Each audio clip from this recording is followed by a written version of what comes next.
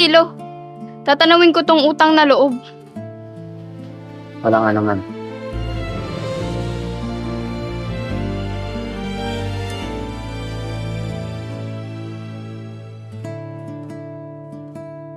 Alaya?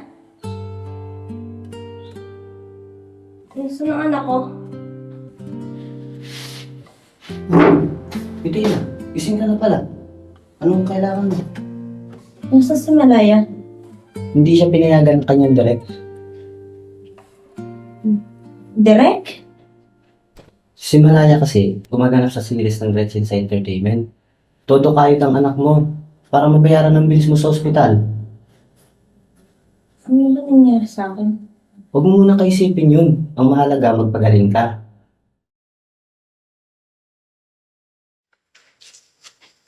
Be, ako ang nahihilo sa'yo. Be, huwag kang mag-alala. Magiging okay na din si tita.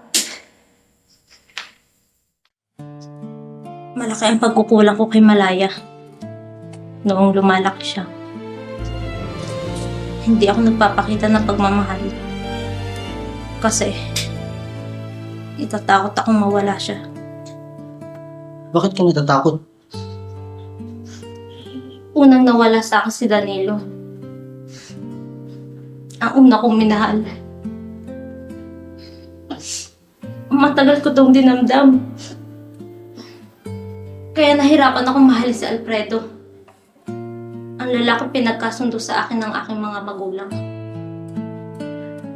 Ngunit paglipas ng panahon, natutunan ko din siyang mahalin. Nung natutunan ko naman siya mahalin, saka naman siya nawala sa akin. Pakiramdam ko, nawawala ang mga taong minamahal ko. Kaya natatakot akong magpakita ng pagmamahal kay Malaya.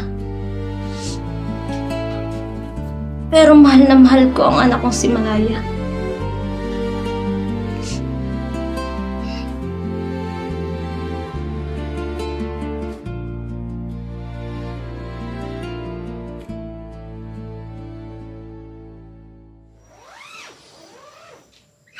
Nakakainis!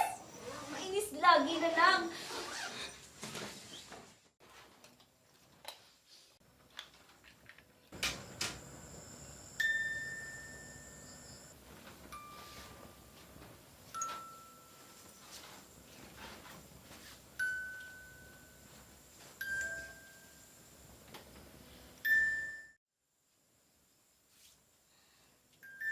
Alam mo, lagi mo na lang dala yan saan man tayo magpunta.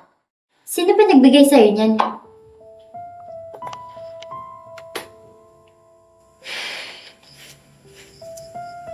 Meron ako nagpapaalala sa akin kay Papa.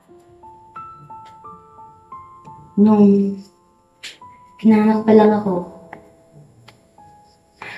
namatay si Mama. At si Lola na lang yung nagpalaki sa akin.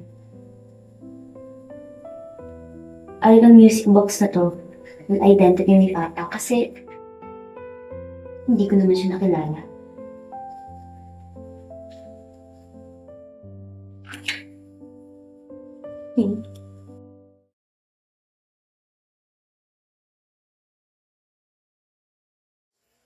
Malaya.